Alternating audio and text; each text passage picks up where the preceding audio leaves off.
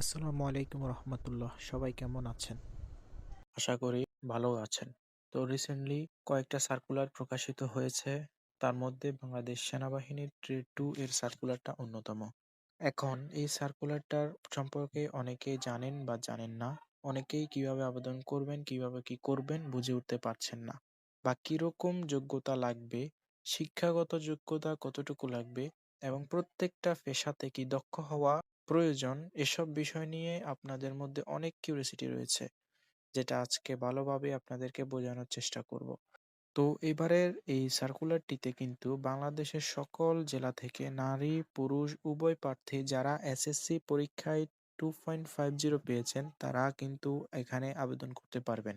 So আবেদন শুরু কবে, শেষ কবে, কিভাবে আবেদনটি করতে হবে, আবেদন করতে আপনার বয়সটা কিভাবে হিসাব করতে হবে, সবকিছু কিন্তু আমি এই ভিডিওতে যেটা আলোচনা করব।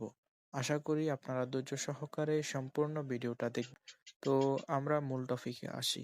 যখনই কোনো বাহিনীর যে কোনো ডিফেন্সের চাকরি যখন নিয়োগ বিজ্ঞপ্তি প্রকাশিত হয়, তখনই কিন্তু সবাই আগে দেখে যে কি কি উচ্চতা, ওজন এবং বয়স প্রয়োজন হবে। তো যেমনটা আপনারা দেখতে পাচ্ছেন, এই সার্কুলারটিতে কিন্তু পুরুষ প্রার্থীর ক্ষেত্রে উচ্চতা হবে 5 ফুট 5 ইঞ্চি। যারা ক্ষুদ্র নিগোষ্ঠী পুরুষ প্রার্থী তাদের ক্ষেত্রে 5 ফুট 4 ইঞ্চি লম্বা হলেই আবেদন করা যাবে। এরপর আসি নারী প্রার্থী। নারী প্রার্থীদের ক্ষেত্রে বলা আছে 5 ফুট 1 ইঞ্চি লম্বা হলেই নারী প্রার্থীরা আবেদন করতে পারবেন। এরপর আসি নারী প্রার্থী। নারী প্রার্থীদের ক্ষেত্রে বলা আছে 5 ফুট 1 ইঞ্চি। নারী ক্ষুদ্র নিগোষ্ঠীর ক্ষেত্রে 5 ফুট অর্থাৎ বরাবর 5 ফুট হলেই আবেদন করতে পারবেন। এরপরে আসি ওজন এর বিষয়। পুরুষ প্রার্থী রয়েছেন তাদের জন্য 49.90 কেজি মানে প্রায় 50 কেজি।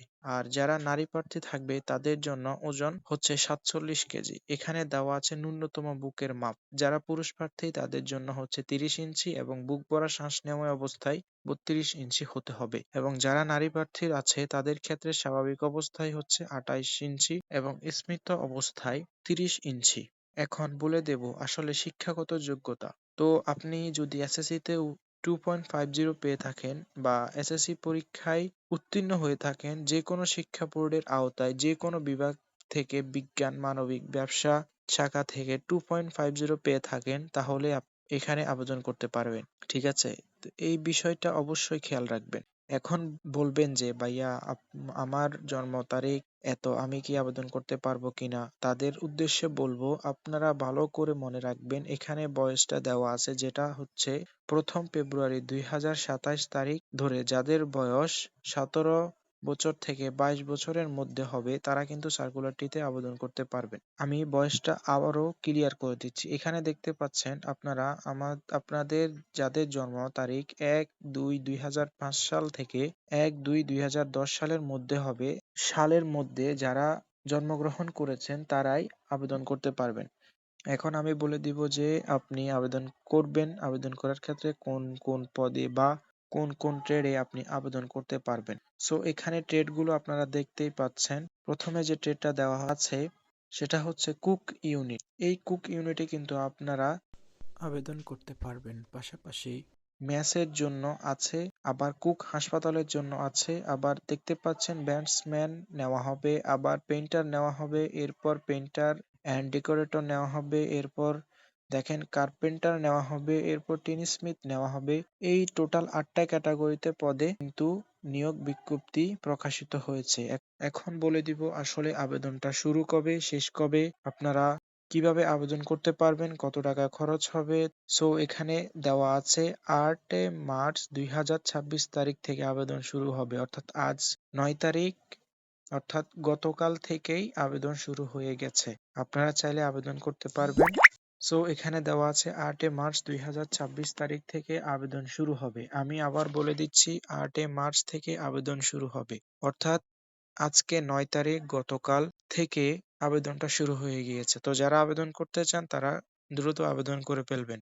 এখন এইটা চলবে 7 এপ্রিল 2026 তারিখ পর্যন্ত, অর্থাৎ 7 তারিখ পর্যন্ত, এপ্রিল মাসের 7 তারিখ পর্যন্ত এটার সময় রয়েছে। যারা আবেদন করতে চান এই সময়ের মধ্যে অবশ্যই আবেদন করে ফেলবেন।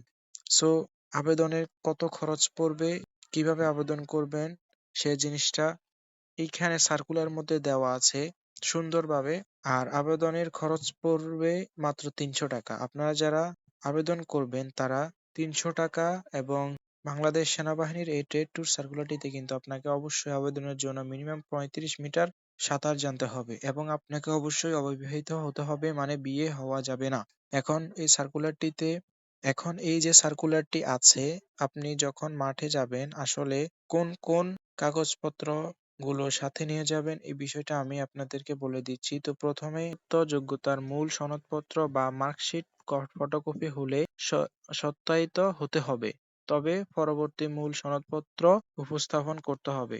সংশ্লিষ্ট শিক্ষা প্রতিষ্ঠান প্রদান কর্তৃক দেওয়া স্থায়ী ঠিকানা ও জন্ম তারিখ সম্বলিত মূল প্রশংসাপত্র এবং এসএসসি পরীক্ষার প্রবেশপত্র, অভিভাবকের সম্মতিসূচক সনদপত্র যা সংশ্লিষ্ট চেয়ারম্যান কর্তৃক সত্যায়িত হতে হবে। অর্থাৎ আপনার যে শিক্ষাগত যোগ্যতার মূল সনদ অথবা মার্কশিটটি ফটোকপি রয়েছে, অর্থাৎ মার্কশিটের ফটোকপি হলে আপনারা সেখানে নিয়ে যেতে পারবেন। অর্থাৎ তো নির্বাচন পদ্ধতিতে আসে। নির্বাচন পদ্ধতিতে বলে দেওয়া আছে স্বাস্থ্য পরীক্ষা হবে প্রথমে, যেটাকে আমরা প্রাইমারি মেডিকেল বলি। তারপর হবে আপনার শারীরিক পরীক্ষা, যেখানে দৌড়, পুশ আপ, সিট আপ, বিন এগুলো থাকবে এবং এরপরে আপনার লিখিত পরীক্ষা হবে। সো লিখিত পরীক্ষার জন্য বাংলা, ইংরেজি, সাধারণ জ্ঞান, আইকিউ বিষয়গুলোর মধ্যে আপনার লিখিত পরীক্ষা হবে। সো লিখিত পরীক্ষার জন্য বাংলা, ইংরেজি, গণিত, সাধারণ জ্ঞান এবং আইকিউ এই বিষয়গুলোর মধ্যে আপনার লিখিত পরীক্ষা হবে। যারা তো এরপর আমরা এসএমএস এর যে ফরম্যাটটা, এখানে কিন্তু এসএমএস এর ফরম্যাট দেওয়া আছে। সো এসএমএস ফরম্যাট নিয়ে আলোচনা করলাম না, কারণ এটা নিয়ে যদি এসএমএস এর ফরম্যাটটা নিয়ে যদি আলোচনা করি তাহলে সেই ক্ষেত্রে অনেক দীর্ঘ হয়ে যাবে ভিডিওটা। যারা আবেদন করতে চান তারা আপনাদের নিকটবর্তী কম্পিউটার দোকান বা আপনাদেরকে আবেদন করে দিবে, আপনারা কোনো প্যারা নিয়েন না। ওইখানে আবেদন ফি ৩০০ টাকা এবং ওনারা হয়তো বা আরো ১০০ টাকা বাড়তে নিতে পারে আবেদন করার জন্য, মোট ৪০০ টাকা ওনারা নিবেন। তো কিভাবে আবেদন করবেন ওনারা ওইখানে আবেদনটা করে দিবে। আর এখানে যে ৮টা ট্রেডের কথা বলে দিয়েছি, ৮টা ট্রেডের মধ্যে কিন্তু আপনাদেরকে পারদর্শী হতে হবে। বিশেষ করে কুক, ব্যাটসম্যান, পেইন্টার অথবা ডেকোরেটর, কার্পেন্টার পেশা বা টিন স্মিথ, এই ৫টা পেশাতে কিন্তু অবশ্যই আপনাদেরকে পারদর্শী হতে হবে। কুকের ক্ষেত্রে যে ৩টা কুক রয়েছে, cook unit, cook mess, cook হাসপাতাল, তিনোটাতে। তো এই ছিল মোটামুটি পুরো আবেদনের প্রসেস বা আবেদনের বিষয়গুলো বা পুরো সার্কুলারে কি কি প্রয়োজন সবকিছু। তো ভিডিও শেষে একটা কথাই বলবো যে আপনারা চাচ্ছেন যে আবেদন করতে, কি তারা এই সময়ের মধ্যে আবেদন করবেন। আবেদন করার পর কিন্তু অবশ্যই আগে থেকে আপনাকে ডকুমেন্ট গুলো রেডি রাখতে হবে, কারণ কখন কোন সময় মাঠের জন্য এসএমএস আসে বলা খুব মুশকিল। এই কারণে আপনারা সবকিছু একখানে করে রাখবেন, অর্থাৎ একত্র করে রাখবেন যে মাঠের এসএমএস পাওয়ার সাথে সাথে আপনি মাঠে চলে যাবেন। আশা করি বুঝতে পারছেন। তো এই ছিল আজকের ভিডিও।